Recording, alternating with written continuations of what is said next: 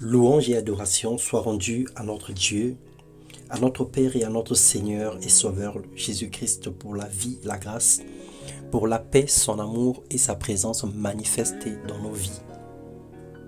Bonjour bien-aimés frères et sœurs, que le Seigneur vous bénisse. Bienvenue dans notre partage de ce jour. Nous parlerons cette semaine de la plénitude du Saint-Esprit. Et le sous-thème de ce matin, c'est l'onction. Dans Exode, le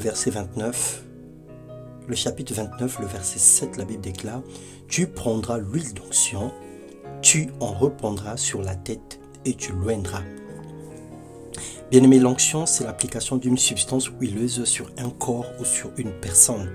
Lorsqu'on parle de l'onction, c'est cette substance qui servent à oindre des objets ou encore des personnes. Et la Bible nous parle de deux types d'onction, l'onction royale et l'onction sacerdotale. Dieu oint certains pour diriger ou commander, comme les rois, les présidents, les chefs, les responsables, ceux qui ont une place de dignité ou une place de pouvoir, d'autorité.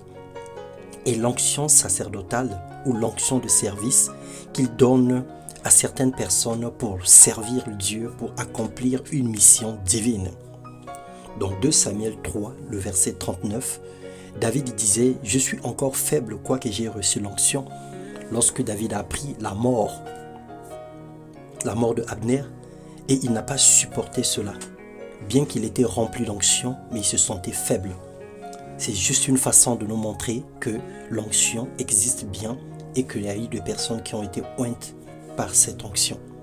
Toute autorité vient de Dieu, nous dit la parole de Dieu. Notre responsabilité, c'est de prendre soin de l'autorité établie sur nous et des personnes vers qui nous exerçons cette autorité.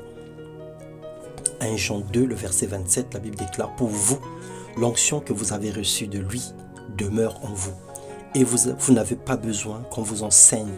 Mais comme son onction vous enseigne toutes choses, et qu'elle est véritable et qu'elle n'est point un mensonge, demeurez en lui selon les enseignements qu'elle vous a donnés. » Le Seigneur appelle et oint spirituellement son serviteur pour l'œuvre à laquelle il appelle et il l'équipe pour faire son travail avec puissance. C'est le but pour lequel Dieu a institué l'onction, symbolisée par de l'huile, et qui est une action qui commence par un acte humain et après qui se matérialise spirituellement et qui devient une force, un pouvoir, une puissance, un revêtement que le serviteur reçoit par la suite sur sa vie. Alors ce matin, reçois l'équipement divin pour servir avec force et puissance. Espère en Dieu et laisse sa force guider ta vie. Sois un vase dans lequel le Seigneur relâchera sa gloire. Que Dieu nous oigne d'une onction spéciale en fonction de la mission et du lot qu'il a déversé en chacun. Bien-aimés, soyons des personnes de vision, sortons de l'ambition et évitons d'imiter les autres. Faisons ce que Dieu nous demande de faire selon la parcelle de la responsabilité qu'il a départie à chacun.